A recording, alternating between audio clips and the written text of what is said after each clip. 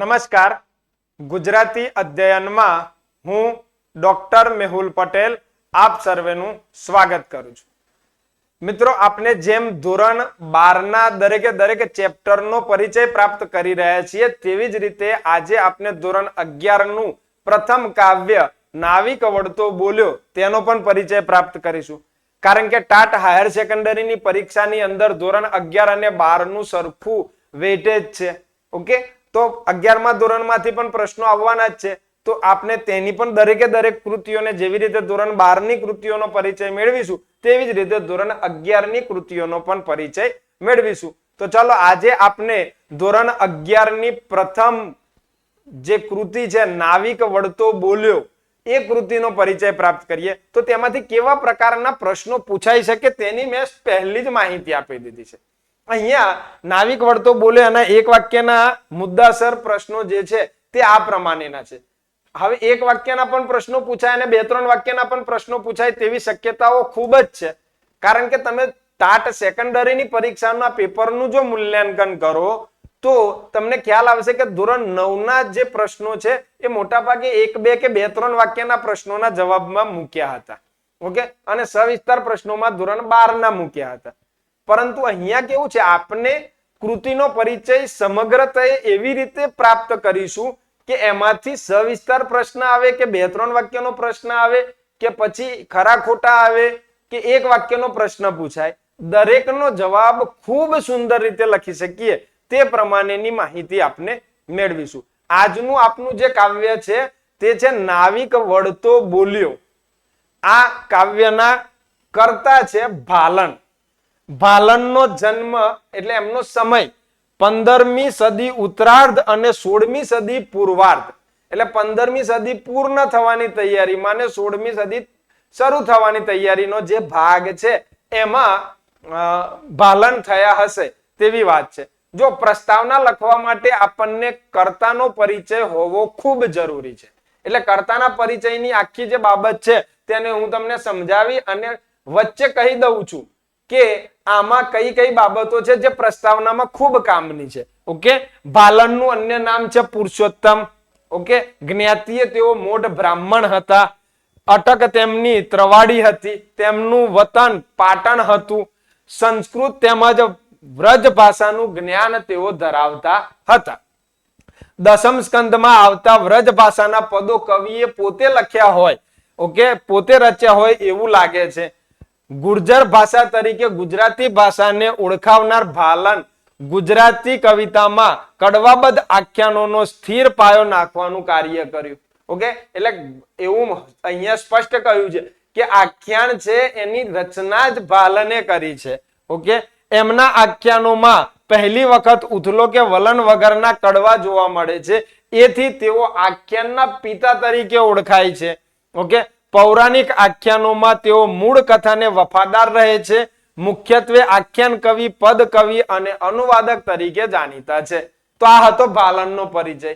જે આખ્યાનના પિતા તરીકેની વાત છે તે એકદમ મુખ્ય છે. તમે પ્રસ્તાવનામાં આખ્યાનના પિતા તરીકે તેમને સંબોધી શકો છો. પછી મૂળ બાબત છે ગુર્જર ભાષા તરીકે જેમને ગુજરાતી ભાષાને ઓળખાવી હતી તે પ્રમાણે પણ તમે પ્રસ્તાવનાની અંદર લખી શકો છો.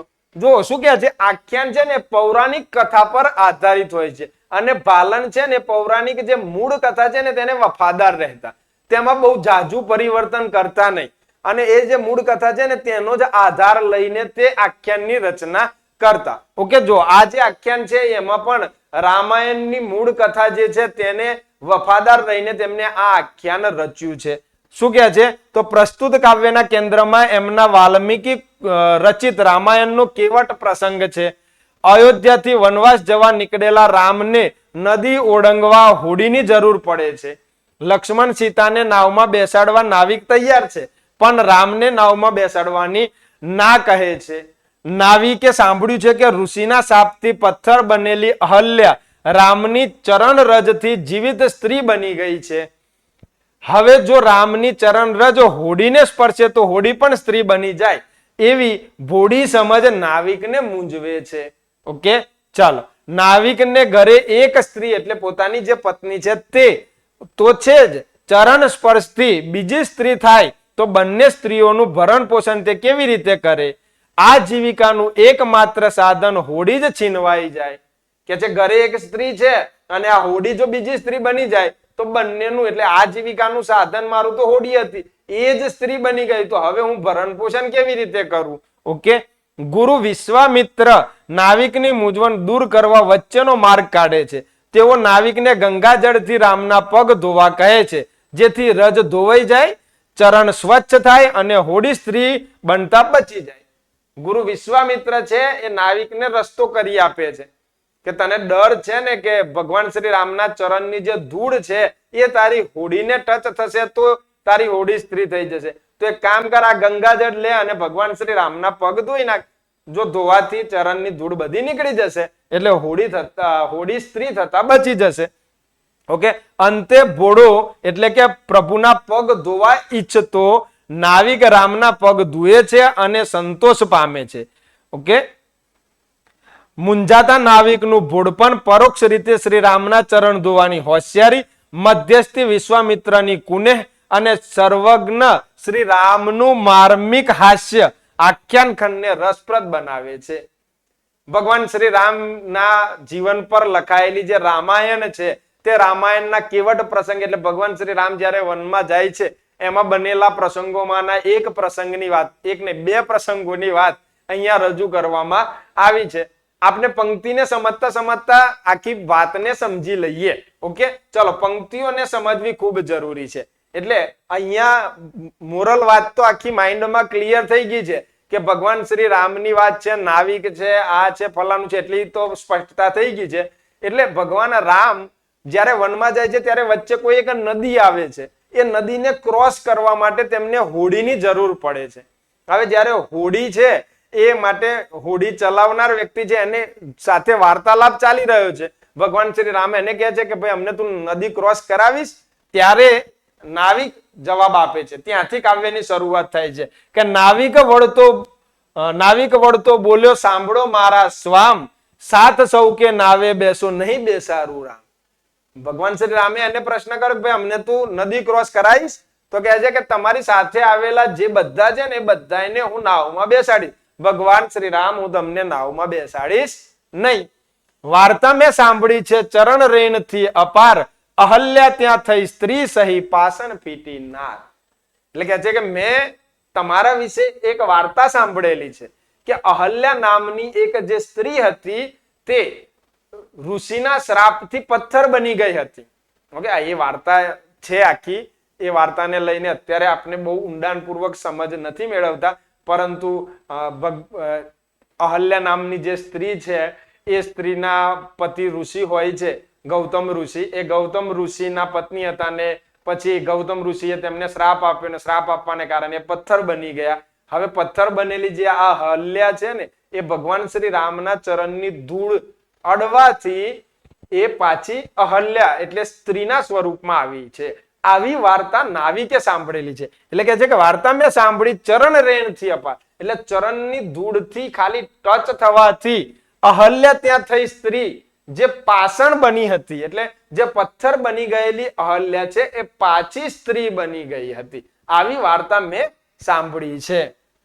આજીવિકા મારી એ છે, જુઓ મન વિવેક, સ્ત્રી થતા વાર ન લાગે કાષ્ટ પાષણે. ભગવાન શ્રી રામને પૂજન કરતા કરતા વિનંતી કરતા કરતા કહી રહ્યો છે નાવિક કે આજીવિકાનું સાધન મારું માત્ર એક જ છે, આ હોડી. અને લાકડું અને પથ્થર બંને છે તો એક જ ને. ઓકે, વાર તમારા ચરણની ધૂળથી એ મારી હોડી જે લાકડાની છે એ સ્ત્રી બનતા વાર ન લાગે. અને સ્ત્રી બની ગઈ પછી શું? તો પછી આગળ છે કે આજીવિકા ભોગે મારી આગે એક સ્ત્રી છે ઘેર, બે મળીને શું જમે, હું સી કરું ત્યાં પેર. ઓલરેડી મારી પાસે એક સ્ત્રી એટલે પત્ની સ્વરૂપ એક સ્ત્રી છે. હવે આજીવિકાનું સાધન મારું આ જે હોડી છે તે પણ જો સ્ત્રી બની જાય તો બે સ્ત્રીઓની પેર કરી હું એમનો ઘર સંસાર કેવી રીતે ચલાવું? કારણ કે જે આજીવિકાનું સાધન હતું એ તો છીનવાઈ ગયું. ઓકે, એટલે એ પ્રમાણેની મૂંઝવણ એ વ્યક્ત કરી રહ્યો છે. કારણ કે પ્રભુને ના પાડી અને પ્રભુને એવું કહ્યું કે તમારી સાથે આવેલા જે લોકો છે ને બધાને હું નાવમાં બેસાડીને નદી ક્રોસ કરાવીશ, પરંતુ તમને નહીં, કારણ કે તમારા વિશે મેં આવી વાર્તા સાંભળી હતી. હવે એ વાર્તા જો મારા ત્યાં ફરી એવી જ ઘટના બની જાય અને મારી નાવ જો સ્ત્રી બની જાય તો પછી મારો ઘર સંસાર કેવી રીતે ચાલે?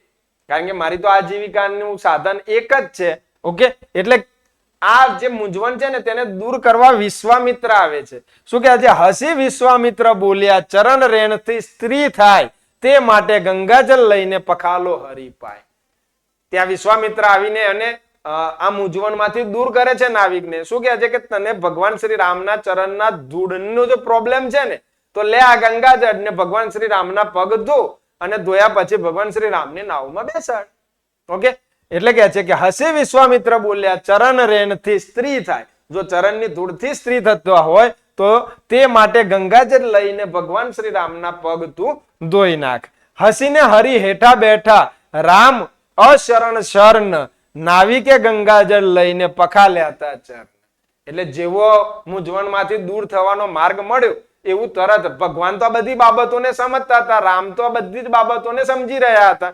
ઓકે, એટલે એવું માર્મિક હાસ્ય કરી રહ્યા હતા અને એ પોતે પથ્થર પર જઈને બેસે છે અને ગંગાજળ લઈને નાવિક તેમના પગ ધુવે છે. માટે અહીંયા એક શબ્દ આપ્યો છે અશરણ શરણ, જેનું કોઈ નથી તેના ભગવાન શ્રી રામ છે.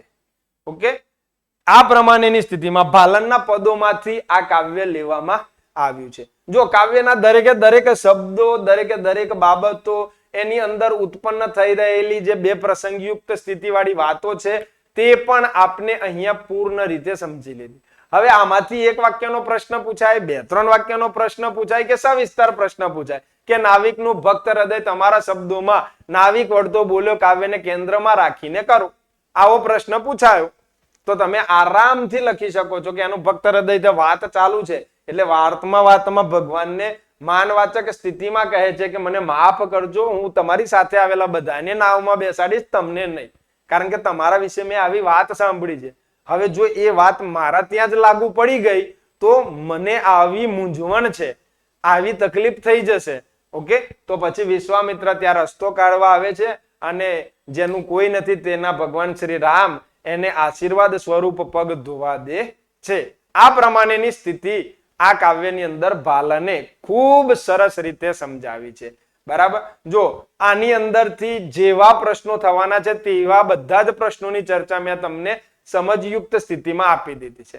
આશા રાખું છું કે તમને આ કાવ્યમાંથી જે પણ કઈ પરીક્ષામાં પૂછાશે તેની મૂંઝવણો બધી દૂર થઈ હશે. આપ સર્વેનો ખૂબ ખૂબ ધન્યવાદ.